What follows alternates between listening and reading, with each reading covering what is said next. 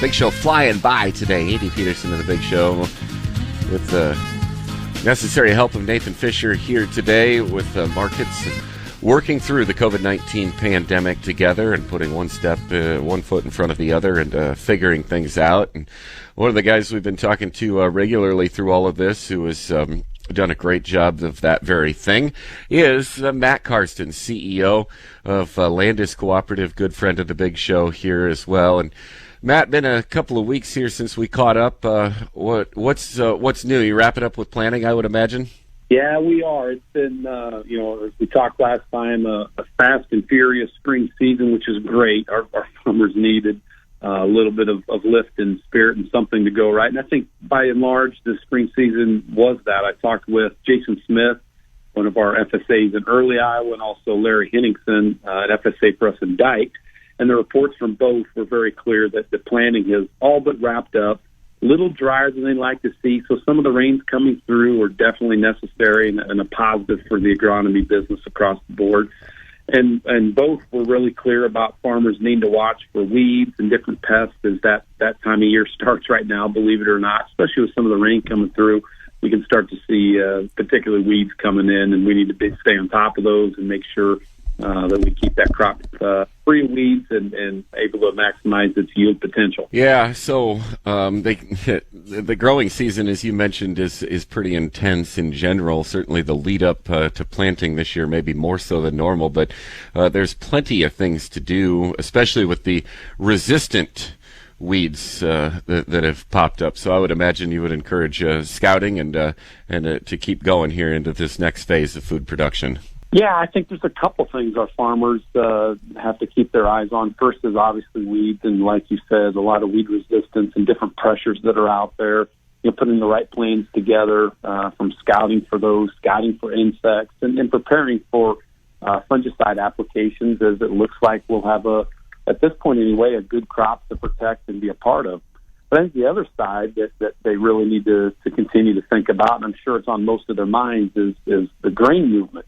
As we see now with some of the ethanol shutdowns and throttle backs that have occurred, we need to make sure that the farmers are looking at that 2019 crop that remains in their bins, and they're working with our customer service specialists at the locations or their assigned grain marketing advisors to really put a plan in place now with what's happened with ethanol, how we ensure that we as Landis can work with them and get that grain exported out of not just the counties or areas that they're in, but out of our state and even country to make room for this 2020 crop that's in the ground and doing well so far. And to that end, Matt, you've got some interesting statistics I know to share. 3 times more movement by rail than last year? Yeah, this April of 2020, we've shipped 3 times the amount of rail out of our locations, out of our state, than we did last April of 2019. So you can tell by that there is a lot of grain movement and some changes of plans that is the reason Landis Cooperative is so critical to our farmer owners and helping them adjust on the fly and provide that assistance through our CSSs and GMAs that are out there to help them make these necessary changes and then still have a successful conclusion of that 2019 crop that's still in some of their bins. Yeah, so what does that mean, Matt? Does that mean more going to Mexico? Definitely some really nice shipments to Mexico, some shipments to eastern Canada, which was positive.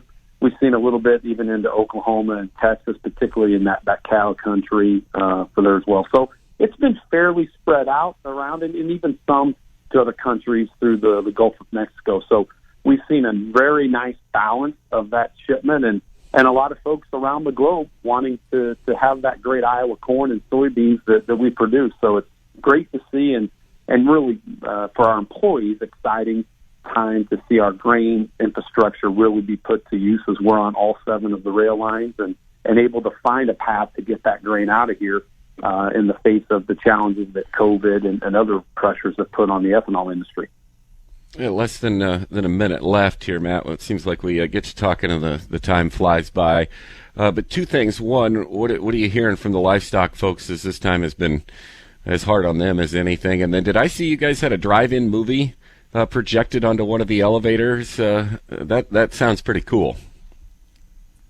Well, yeah. So I'll start with the livestock piece. It continues to be a very tough time for our farmers, and some good news coming out of it is processing percentages of operations have increased a bit this week, but for our farmers, they're still feeling that pinch even more so today than even 2 weeks ago. So a lot still going on that front. And we did in Jefferson, Iowa, have a really nice event for our rural communities in and around the Jefferson area, including Jefferson and our farmer owners, where we showed Frozen 2 last Saturday night, had over 300 people in attendance. There was over 100 cars, and actually raised some money for the Greene County Food Bank and for $1,000 there, and had several items, non-perishables, donated as well. So a great event for all, and really shows the power of agriculture, farmers, and rural communities coming together. Well, thanks so much for your leadership during all of this, Matt, and your hard work. And we'll catch up again. It's always good to visit with you. Same here. Take care, and everyone stay safe. Thanks for the support.